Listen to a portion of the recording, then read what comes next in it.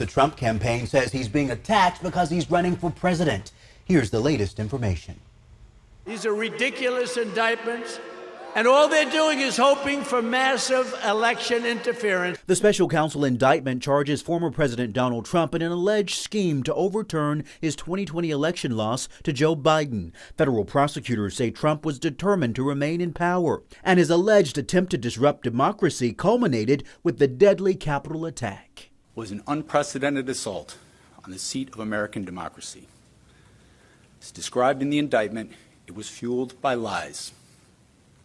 Lies by the defendant. That defendant, the former president, now facing charges of conspiracy to defraud the United States, conspiracy to obstruct an official proceeding, the congressional certification of the election results, obstruction of an official proceeding, and conspiracy against rights to deprive people of their right to vote and to have their votes counted. Trump is going to argue that he believed this to be true, that he believed that he won the election and therefore that he was not defrauding the United States, that he was not trying to take away anybody's vote. The 45-page indictment also mentions 6 unnamed alleged co-conspirators described as attorneys, a political consultant, and a Justice Department official who also promoted election fraud claims Trump knew were false. Prosecutors say Trump worked to create an intense national atmosphere of mistrust and anger and erode public faith in the administration of the election. In other words, we have the First Amendment right to be protected in our speech, and particularly political speech is afforded the highest degree of protection.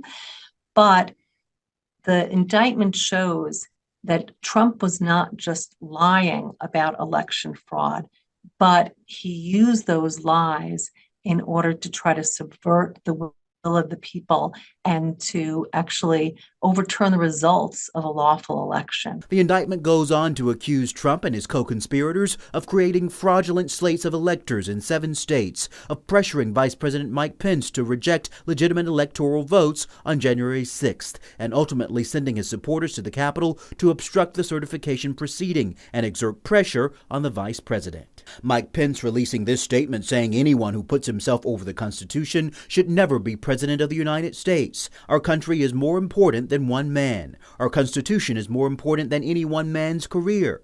On January 6th, former President Trump demanded that I choose between him and the Constitution. I chose the Constitution, and I always will. Trump will make his first appearance in D.C. District Court on Thursday afternoon. You can read more of our coverage on abc10.com.